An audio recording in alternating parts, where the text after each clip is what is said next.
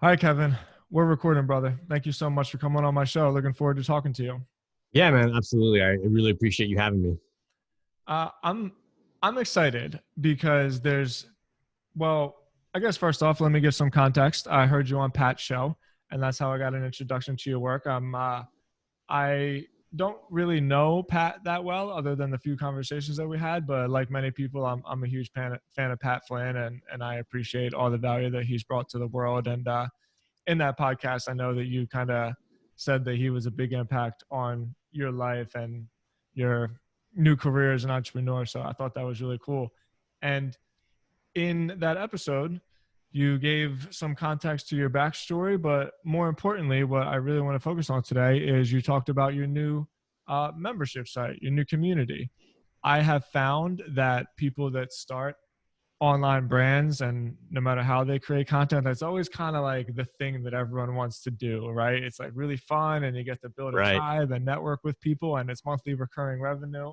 I've also found that it's a lot more daunting of a task than it seems like, where it's easy to sell it as like some real fun hip thing where like you're hanging out with people and sharing ideas, but there's a lot of work that goes involved as well.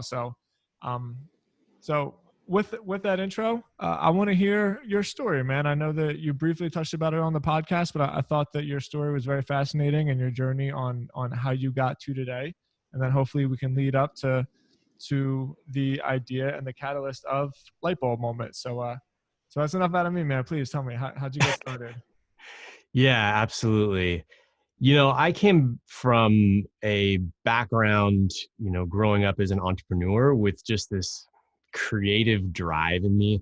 I've always been a real big fan of design and photography and anything that had to do with creativity.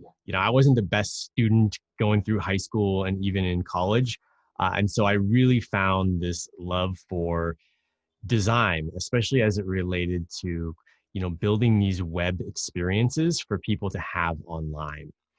And so most of my early journey as an entrepreneur, as it relates to tech, online spaces, communities, really started back when I think I was 22, 23. It's a little bit of a blur, a couple decades ago. And I got my first like a real job right out of college, art school. And it was for a big corporation doing video game packaging. And the whole corporate life just didn't work for me. It just didn't Mm. suit me and like where my true desires were. So I quickly started to do a side hustle. And I've always been a side hustler, like throughout my entire career. And I'm still a side hustler today. And I ended up basically building up freelance clients doing web products, design stuff on the side, so much so that I said sayonara to my corporate gig in about a year and a half and really ventured out on my own at that early age in my early 20s. And so, being like a young kid, nothing to lose, I first started building my own like agency, building other web products for entrepreneurs and just people who had ideas. And this was circa 2004, maybe 2003, just to give you a little bit of context. This is like way before the iPhone came out. This is before Twitter. This is before all that sort of stuff. And I came across one of my first clients, and he had this wild idea to build this community that was a cross between Facebook meets WebMD meets My or not MySpace. I'm forgetting the context, but it was like massive, and he had a massive budget. And so myself and my partner at the time, like two young guys in this like super small little office with this client in front of us saying that he wants like everything, including the kitchen sink. And we're like, all right, we got this. We can do this. And looked him dead in the eye and we're like, no problem. We'll send you a quote. And that was my like first real big entry into building like a full-fledged community with features, starting to bring people into our community and fostering a lot of the engagement and learning from that. So that was like my really first step into this whole path of building community. As time went on and the years went by working with clients, I got this like itch in me to just want to build my own community, build it from the tech to the ground up. And I had this wild idea that honestly it was well, I'll say, what I would tell myself is it was ahead of its time. But like the honest thing is I went about it in a very uncalculated, unvalidated, unstrategic way, Yeah. and shifted all of our team's energy, focus, finances towards an idea that I thought would work, but I didn't put in the hard work to actually validate that that was true. And What was the idea? the idea was to build a community that allowed people to okay, it was called vibe.me at the time. And the whole premises was a social network where you could attribute your vibe or a vibe to a specific location or to a specific post.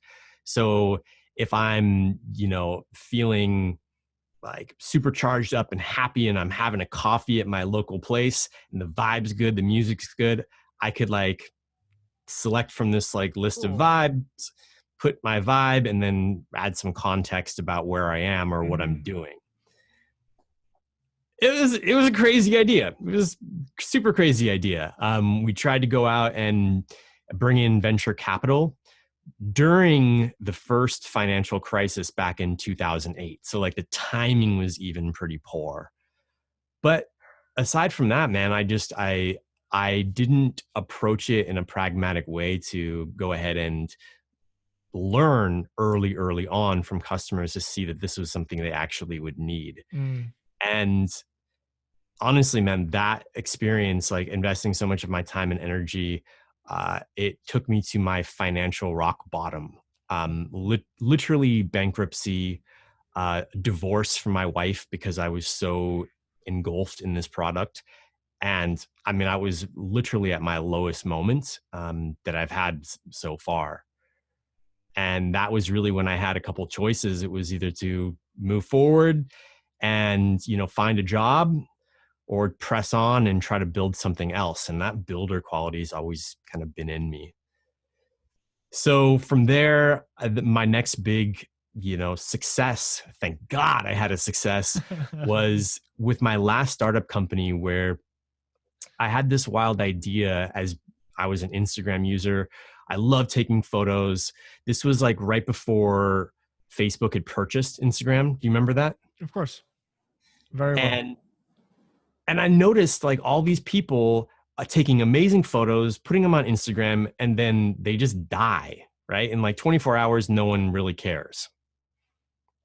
And so we had this crazy notion to help Instagram users or photographers sell their digital photos as these like canvas prints. And so the short story is that we put out this wild idea in a very measured approach, meaning we wanted to validate this concept. I certainly did, having like my last crazy idea that took me to the, took me down basically. So you did it right the second time is what you're saying. Yeah, I did not want to repeat that mistake. Lo and behold, and this is the coolest thing. I reached out to 10 people on Instagram I didn't know. Simple value proposition with a link to a page where they could sign up and connect their Instagram. Literally in 24 hours from those 10 people, with a simple like comment on their Instagram, we had 5,000 signups. Amazing. And the next night we had 10,000 signups. Wow. And so 2 months later, we were involved, or during that time, we were involved in an incubator program where you have like a demo day at the end where you get up in front of all these investors. And at that time, 2 months later, we had close to 100,000 people who had signed up to be a part of this community and marketplace. So cool. And so during that experience, again, it taught me a lot about how to foster building community and keeping people engaged. And that community grew to around about 500,000 photographers participating in an app experience, like very much like an Instagram, but also marketplace experience. And so I learned a tremendous amount. And if anyone of you listening right now have had any experience in startups, like, it's a roller coaster ride. It's awesome and it's terrifying. It's just full of ups and downs. And thus, I've learned a ton, man, like a ton about taking a concept from absolutely nothing and understanding how it needs to evolve over time based on what you're learning from the people that you serve.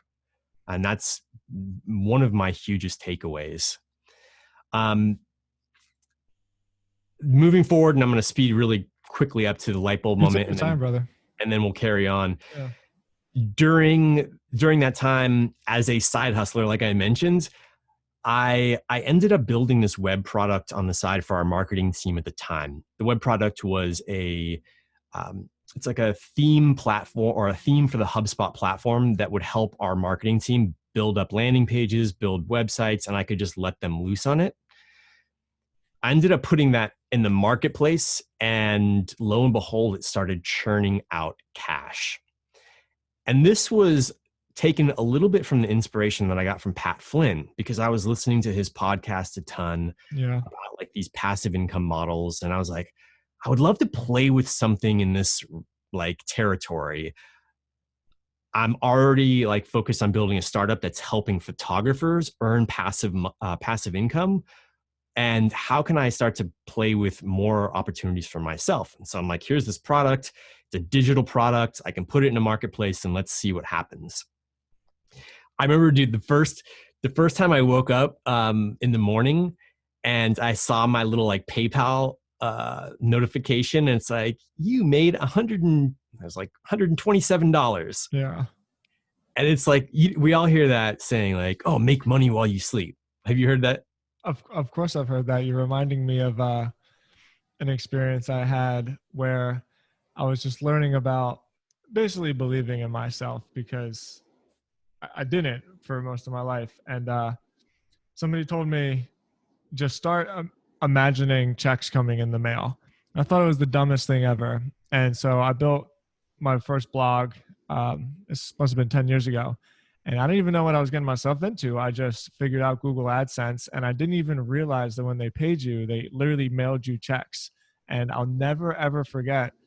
I think I still have the check. It was $27. I never cashed it or anything. I just couldn't freaking believe that these other, I guess at the time we were just dreaming, and these other dreamer friends of mine, I told them that I was trying to do this and I was trying to take this turn in my life. And then one day I come home and there's a check for $27 in the mail. And so that feeling like, get out of here. I didn't even necessarily like, I put in work, but it wasn't linear, right? It wasn't like this hour equals this much. It was something that had capacity to scale. So that feeling that you're talking about is amazing. And another quick story, my wife recently just started an online clothing store, and she woke up the other day, I think just in the middle of the night, and you know how it is these days, like the notification popped up on her phone right as she woke up, and she was shaking me at like 12 midnight. I was like, Tim, I sold an item. I'm like, okay, whatever, go back to bed. But yeah, like that shit is a very enlightening and exciting experience for anybody, especially because it's like, you said so much in there and it's only $127, which in a lot of respects is a lot, right? But it's just that first little bit of hope, right? Where you're like, oh my gosh, like this does actually work and I can do this. That's exactly it. It is that like, holy crap, that worked. And how can I make this work even more? And so, yeah, that's awesome that you had the experience as well. And it's not about that, that first dollar amount that you get, but it's about the validation that, oh, wow, there's something here where I'm now able to scale my talents, my experience, and my skill set without any sort of ceiling. Yeah. And I had come very much from an agency style background where we're selling hours. Like, Sure. okay, there's a certain cap of hours that we can sell based on whoever, is on the team. But with this whole aspect of creating these passive income streams based on digital products or whatever it might be, it's like suddenly that is out of the equation, and that's awesome. And so as kind of I pressed on, I would continue to put more and more efforts into this digital product that I was selling on the side, again while I was still fully into this startup company. Slowly that $100 turned into $1,000 a month, turned into 5,000, turned into 10,000, turned into 20,000. And I'm about 4 years in, and that product is already it's already gained over $1 million in revenue with absolutely zero spent on advertising, which is always the question I get. Like, oh, cool, man, $1 million in sales, but like, how much do you spend in Facebook ads? Literally zero. And my approach to building businesses, building products, building community is always focusing on the experience that we provide to the people that we're serving, the people that we're actually like building for. And that's one of the things that I believe has allowed me to see this success, and is why I'm now starting to move towards like my bigger mission in life, which is to build this Lightbulb Moment community where I can help other creator types, people that have that entrepreneurial itch. Maybe they're trapped in selling their time for money and they're still early on their journey. And my whole thing is, how can I actually help prepare them and help move them faster through all of the like hurdles and barbed wire and like crap that I've had to wade through over the last 20 years to get further along faster. And so I'm now at the point of building this community and taking so much of what I've learned over the past few communities that I've created, and just getting after it and trying to create an awesome and memorable experience, and one that always provides value whenever they come and engage. That's amazing. Congratulations. And I really, Thanks, man. I appreciate that. I can tell that you've worked hard and that like you've really given a lot of yourself to all of that work. So, congratulations. I want to talk more about Lightbulb Moment, but before we do, quick caveat: I looked at your Instagram. You're an amazing photographer. You are Thanks, dude. I seriously. appreciate that. You're very talented. They were beautiful photos. I always felt like, I mean, everybody looks at art different, right? And that's why art is such an amazing thing. But I guess with Instagram and stuff, I kind of lost appreciation for the art of photography, because it's like, oh, you have an iPhone, congratulations. But it was my web developer who got really into nature photography, and he took a ton of trips up to the Arctic Circle. He got really into photographing the Northern Lights, really into photographing tornadoes, and I've seen like the work that he puts into that one split second moment, where it's like maybe I'll get a shot, and it gave me like a whole nother appreciation uh, for him in particular. And when I was looking at your pictures, I was thinking this because a lot of them were like at the top of hikes and stuff like that. And it's like, oh, you had to get there, and like that takes work, right? And so it gave me another appreciation for not just the art of like taking the photo, but the art of like putting yourself in the position at the right place at the right time for like that to happen. So I mean, feel free to comment on that for a little bit, but I just wanted to extend you a compliment. Yeah, no, I appreciate the compliment. To me, the interesting part about being a photographer, and I wouldn't even call myself a photographer. I am a hobbyist. I've always enjoyed taking Sure. photos. But to me, I think really where the magic is when I'm out with my nice Canon or even my iPhone. I find myself, when taking photos or looking for photo opportunities, to ultimately be super present in wherever I'm at, and like really grateful for whatever, the moment, the sunset, the whatever it might be. And to me, that's actually been the larger and more impactful part about wanting to take photos. It's being super grounded in that moment. And for someone like me, where I'm a doer, like I thrive in like, I'm going to do this, I'm going to do that, I'm going to get up and go here. And so having this hobby as a tool to remind me to like, Kevin, everything's cool, slow down, Yeah. appreciate where you are, like Yeah. life moves fast, like enjoy this moment. And then being able to capture that has been one of the things that has allowed me to carry on this love for photography and continue to kind of foster some of its development. Yeah, it's beautiful. Amazing. All right, so let's dive into it. What was the catalyst to decide to go all in to actually start this community, especially considering it's not necessarily something that you needed to do, right? Like you've had the proof of concept, you've done it before. I want to know about. So, what's my question here? Like I said, so many people want to start communities, and so many people do, and then do it for like the first month and a half. Frankly, myself included, I didn't do it because I tried to, and I just felt more comfortable with the things that I really am into. Like I'm a good lead generation guy, and I'm good at building online brands, basically. But the constant work of creating a community for my personal brand, I didn't want, like, I just didn't want to do it, you know? And it's a real commitment, and there's a leap of faith on your end because it's not an instant gratification type business. It's a very long-term, like scalable, getting out of your own way over and over again over the course of like 2 or 3 years. And then even when I say that type business, I personally believe that in order for communities to work, it has to mean more than just a business, because if not, you're going to lose interest in it, and then your audience is going to lose interest in it, and they're not going to want to participate anymore, and then they're not going to want to pay you, right? So, talk to me about the the catalyst of this. How did you decide on these particular people that you wanted to serve, and like why does that mean so much to you? Sure. So when we're talking about who it is that I want to serve, Mm-hmm. you know, I wanted to get extra clear on who this type of person is. And so how I think about that is, or I call the people that I want to bring into the community creators at the end of the day. And that term is thrown around a lot. You'll hear the word creator and you'll think YouTuber or filmmaker.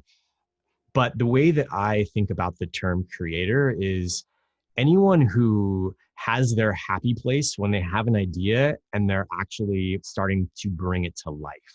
To me, that's like the antithesis of someone who is a creator.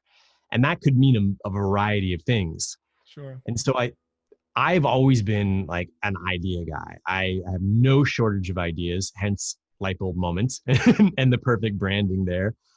But I have also known a lot of other people who have had fantastic ideas and don't necessarily understand exactly either where to start, or maybe they've started and they don't know necessarily what the next steps are in towards pursuing whatever their vision is. And so that is ultimately who I wanted to like really help in life. And yes, I have a creative bend, and a lot of people that are within this community are more on that creative side. Mm. And in part, when you're creative, when you're a filmmaker, when you're in that profession, a lot of that is selling your expertise or your time for money. Yeah. And so part of it is speaking directly to these creator types and hopefully demonstrating and or showing them a different way forward. That way being, building scalable products into your own, business model or business so that you can free up more of your time to do what you love most. And maybe that's photography, maybe that's, hiking. It doesn't really matter what that is, but the whole idea is how can we unlock this lifestyle for these creators so that they do have more time wealth, as I like to call it. Nice.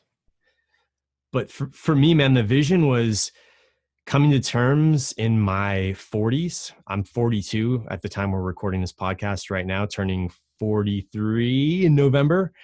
And I've had a decent amount of success, certainly some failures in my life. And I really just got to a point where I asked myself, what do I really want to do with the next 20 years of my life? And what do I want to leave behind? What do I want to be known for? Um, and the answer that ultimately came back to me is I want to be known for my generosity and ability to give at different levels at the end of the day. That's one of the reasons why the Lightbulb Moment community, it's 100% donated to charity. It is a membership site. Like people pay monthly, but all of those monthly fees and dues are donated to global charities that the entire community gets to vote on. So for me, moving into this community building is more so uh, a large mission and vision that I have to like give at scale, give to the community in terms of value, but then also have the community be able to give at scale to other nonprofits, charities, people in need. It's very interesting the way that it works because um, when I got the invite to the membership and then I saw I guess you call it the landing page where you're so straightforward about the fact that like, yes, no kidding, 100% of the money goes to charities, like except for the Stripe fee. Stripe takes that. And I think everybody thinks to themselves, yeah, right, okay. But it was kind of when I was looking through that and I was thinking of my own experience that I knew that it was going to be a real success because the projects that I've created in my life where there was something bigger, and I think it's important to address it. Like, there's always something in it for you or for me or the person creating it. Like, there has to be, or else why would you do it, right? And it's important to address like, what do I want to get out of it? But without that higher purpose to it, um, I just think it's very, very difficult to push through the inevitable challenges because if there is no higher purpose and it's easier just to turn back around and walk down the hill, right? And then just find another hill to walk up. So unless you have like a bigger calling, it's funny. I talked about this last time. 2 episodes ago, I had this kid named Jack Butcher on, and he was really cool. But we talked about that, and I talked about it's not this kind of like woo woo. You got to have a purpose in life. For me, it's like a real pragmatic thing because why would anybody suffer through something that doesn't give them some sense of like fulfillment, right? It's not practical. Nobody would do that, and so I was thinking that to myself, and I looked at the landing page of your website, and I thought, like, man, this guy's like really all in for this, and there has to be like some kind of bigger meaning for you, because like I said, if not, you wouldn't do it. Yeah, man, absolutely. I mean, I think you nailed it, frankly, Tim. Like as far as getting to a point where you're going to go through a struggle. I'm certainly, going through my own struggles with just daily life and all the crap that we put up with. And it's like, what are those things that really allow us to get out of bed in the morning, Mm, um, feel charged up, and just press on? And, some days are way funner and easier than others in, many regards. Um, and, some days you need that drive in the background in order to like really carry on and show up. And sure. so for me, definitely having like a larger mission and something that like feels really, really good to me um, is super helpful in this endeavor because yes, the community is something that I'm focusing a lot of my time and energy on, but my other business that allows me the revenue and the growth to actually do this in the way that I want to do it, is another thing that requires my focus and time and energy. So it's it is definitely about the grander why. For sure. So for people listening to this, and I know there's going to be a few of them that are thinking about creating a membership site around anything, whatever their particular idea would be. it's difficult to get started, right? Like those first 100 members are tough. You got to really push that boulder up the hill. So what has been, and well, you told me a little bit of the reason why you had success with your photography community, but I personally wouldn't call that like a lightning in a bottle type deal. I still think that it was good product, good timing for people that needed the service, which is what you need, right? So assuming that people have all of those things, how what's that first hurdle? Like how can you guide people on getting a community started, getting those first 100 members, those first 1,000 members, and building something that like people love to come back to? It's a really good question. I think whenever starting a community comes, to that point where you're like, okay, I want to start a community. I've been thinking about this for a long time. It's something I want to, step into. One of the common things that I've heard from others who have wanted to like venture into this territory has to do with wanting or feeling the need to make it perfect from the very start. Sure. Like, right. And that's not just community building. That's so many things, right? And so one of the things that I did based on just my experience in the past of trying to be perfect, trying to think I had it all figured out early on, was to really do as much customer development early on that I possibly could. What's And that so, mean? so what that means is customer development is more of a term for startup companies and people who are selling a product to customers. Well, let's change that to community development or audience development. Mm-hmm. Basically, I wanted to go out, or I didn't want to. I did go out and I started talking to a bunch of people that I knew who were in this kind of creator personality or archetype that I was hoping to attract.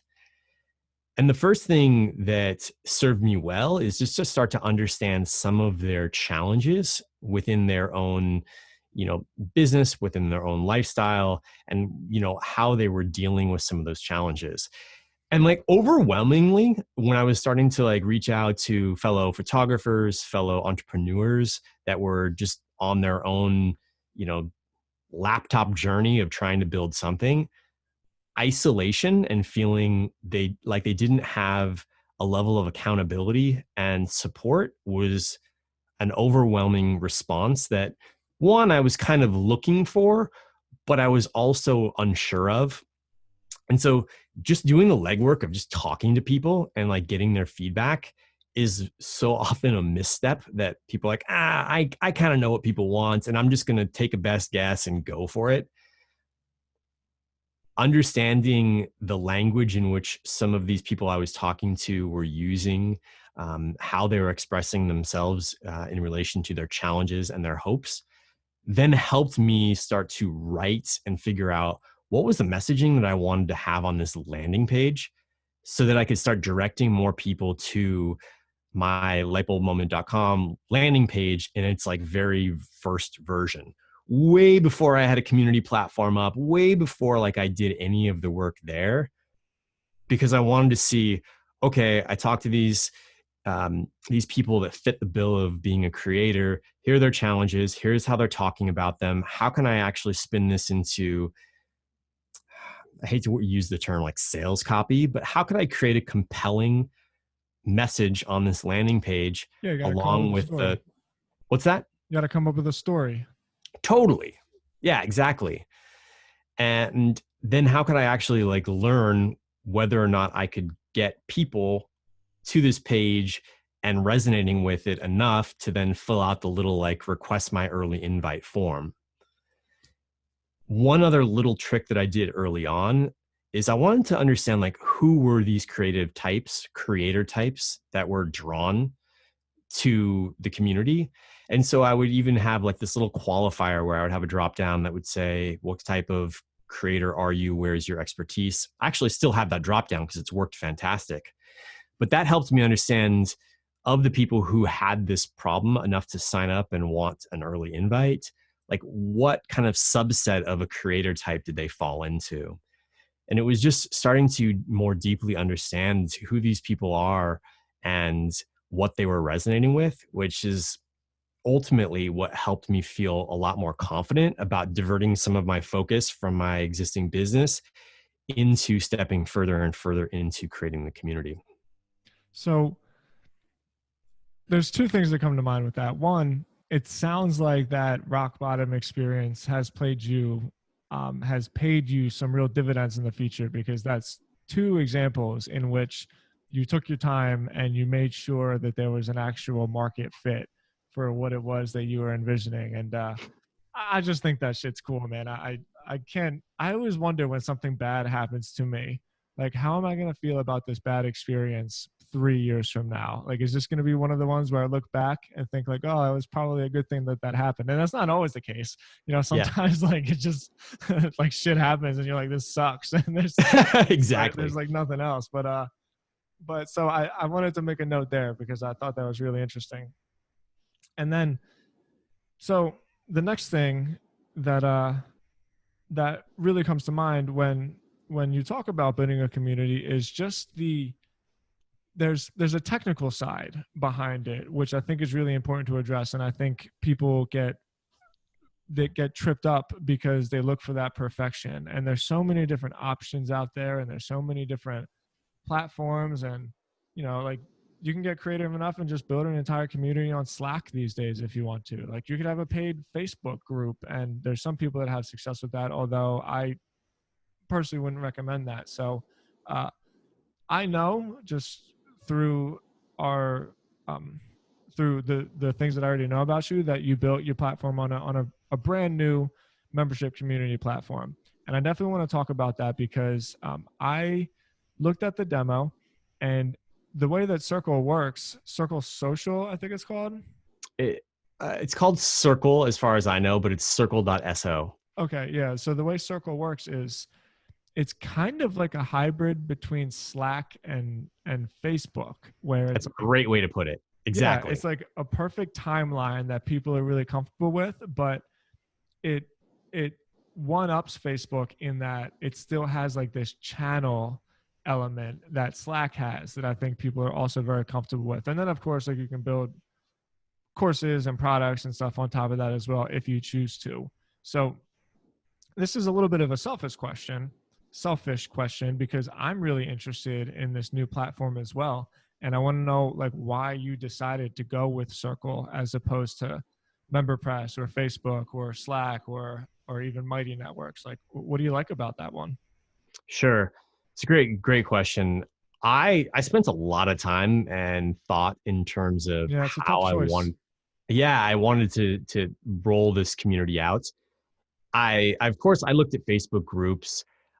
There's certain advantages and disadvantages to each platform. So for example, I would look at Facebook groups, and the real advantage there are you already have eyeballs of people in Facebook. I mean, I don't particularly use Facebook, and that was one of the things that disqualified Facebook for me. But that advantage of people already there, so the ability to engage your community becomes easier. Mm, The disadvantage is, one, it's Facebook and you have a lot of distractions. So when yeah. people come into the community, they're also distracted by all the other crap that exists in Facebook. And it doesn't feel as premium and or as, I don't know what the term is, just it didn't feel as like there was some level of community cohesion that I wanted the experience to feel. The next thing I looked at, Slack. I use Slack a ton. I'm in a bunch of different Slack channels. I almost considered going the Slack route, but Yeah. I felt that it wasn't the right tool for a community job. Slack is great for ridding email of, from an organization or a company. There are certainly successful Slack communities out there, but it just didn't quite fit the bill for me in terms of wanting the conversation and the topics that were added to the community to feel like they could have a place to live, where in Slack it just feels like things move by really fast and there's not an opportunity to go back and see what conversations has happened. I looked at Mighty Networks briefly, and they're a pretty cool platform, but it wasn't quite fitting where I wanted to go. And that's when I stumbled upon Circle. And I'm a startup guy, I'm a tech guy, I come from that background. I knew that this was like an early startup. And the beautiful part about that is knowing that I could have a bit of my own thumbprint on the product direction by being early, creating a relationship with their founding team, and then coming to find out like the founding team of Circle are product designers, UX designers, and like people like from my own background, which like made me fall in love and like even more, only because I knew that they were going to also really double down on the experience and how they were actually building with a lot more intention into the product and really listening to community facilitators, I guess we'll use Yeah, that term, like myself or like others who are leveraging the platform to build their own community. And so moving towards Circle as, you know, my go-to community, dude, I'm so happy I did. that's They've been great. moving, they've been moving fast on the product. And it's really allowed me to create more of a white label, well, like a white label experience that feels very much like my brand. It Hmm. doesn't feel like I'm pushing someone into a Slack or Facebook groups. It feels very cohesive with the brand that I'm building for Lightbulb Moment. Yeah, thank you so much for that insight. And I wanted to really touch on this because I know it's not like as cool or as fun as a topic of talking about, growth and startups and all that, but I think that a lot of people get hung up on the technical side of it because there's so many options, and then no matter what you do, unless you're going to completely customize something, in which case, you're at least 20 grand in. But no matter what you do, you're always eventually going to find one little thing where it's like, oh, it'd be so cool, like if I can do this, right? But you're working on a closed loop, and you don't really have that kind of uh, control or power over the functionality of your community. But so like I I can empathize with people that want it to that want the interaction to be a certain way. And so that's why, I mean, you really touched on a lot of these things, but this is why I think it's an important conversation, because Facebook is what it is, right? I'm not a Facebook person either. I used to be. I've built some really great brands on Facebook. It's more just like a personal resentment, like for anything, frankly. And then Slack, like I was part of a paid Slack group, which I actually really enjoyed. And I enjoyed meeting the people and I enjoyed the conversation. But I just feel like Slack has been too integrated into our work society. It's like Yes. I spend all day on Slack because, I mean, like my team is all over the world basically. And I love Slack. I'm like a Slack fanboy. In my opinion, it's the coolest piece of software that I've ever used, especially for how it can be applicable to my life and my business. But like it's kind of, it's like going to a party at the construction warehouse that you work in every day, like you don't want to go there. You Exactly. want to go to a club, you want to go somewhere and like kick back and have fun. So I always felt that way about Slack communities. And then Mighty Network, um I've been really involved in like addiction recovery in my life, and I've built some cool communities around there, and we built one on Mighty Networks. And I feel great about the experience. I feel great about um, the shit. The words kind of escaping me. Just like how easy it is to figure out. Like if nobody gives you instructions, you can find your way. The word will come to me. But I'm just running into a few customization problems, and there's just no way that you can do things. Like for instance, if it's very difficult to create like a free group and then paid access to certain things. You basically have to have the entire membership for free, and then you can put paywalls in front of other groups or courses. But it's difficult to make it so that it all kind of looks like the same thing for the person who paid. and to the person who's free. Like if you see it, and for somebody that has seen these kind of interfaces before, you know what I mean? Because it's like if you pay, you have to go to like two separate sections of the community, right? As opposed to just having it all flow in front of you. And so for that reason, I know that was a mouthful, but like I'm really excited about Circle because I think it's a cool open space. I think communities are going to be more and more popular, especially as like hobbies and clubs and tribes of all different things like continue to become more and more long tail. And I think that it's a huge opportunity for a ton of people. And so like I'm really excited to see what Circle does and how native the experience is going to be. So like thank you so much for being so descriptive with all that, because I think it's an important topic.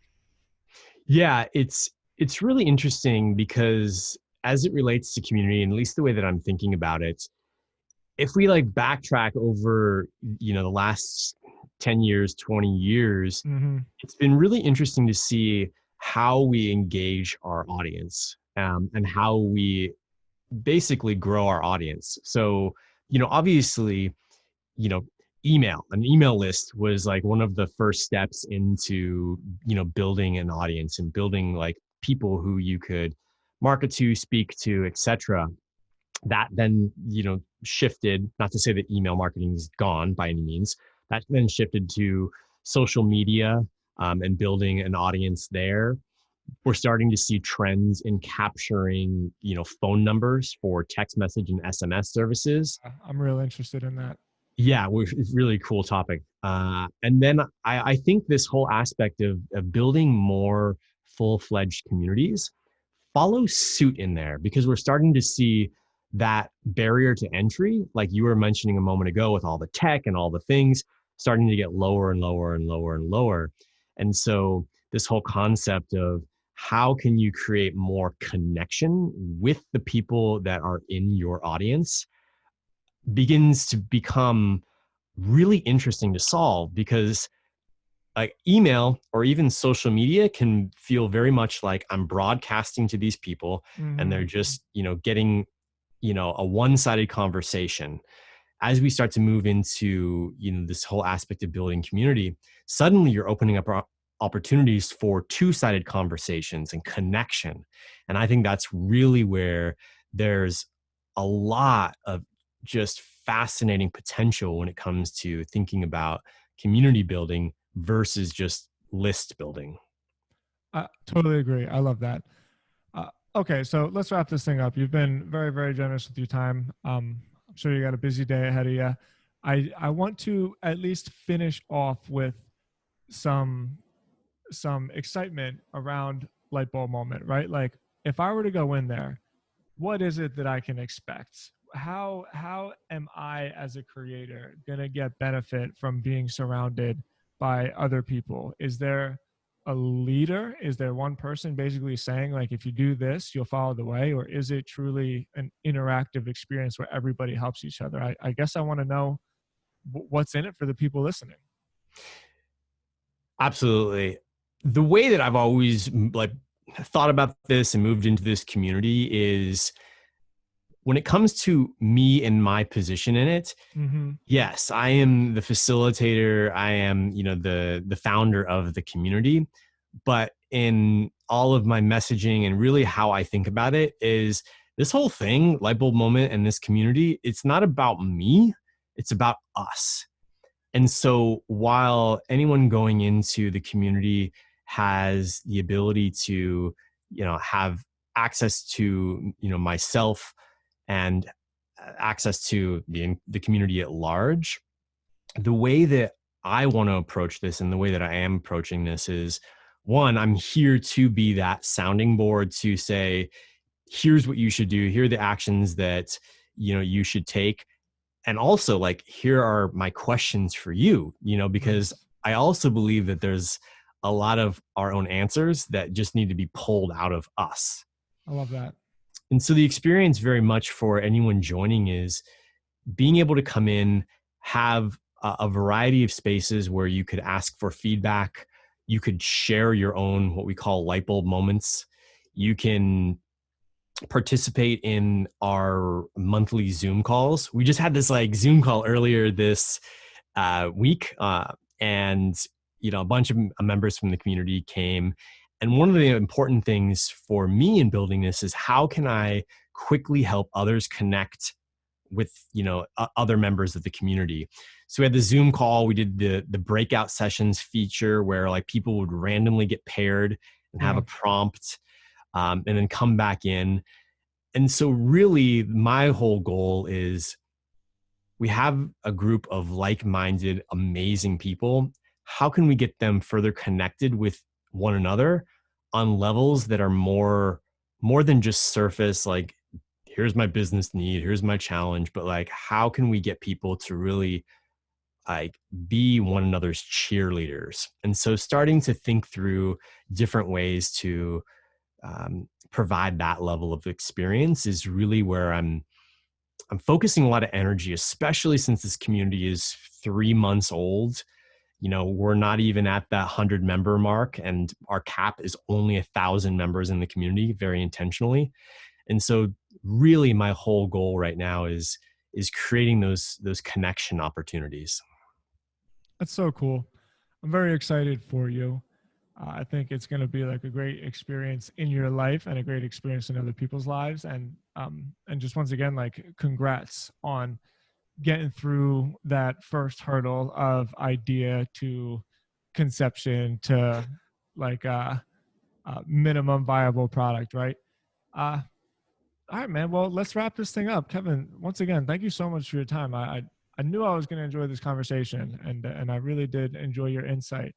We got lightbulbmoment.com, Yep, Kevin Fremon on Instagram, right? Just your name.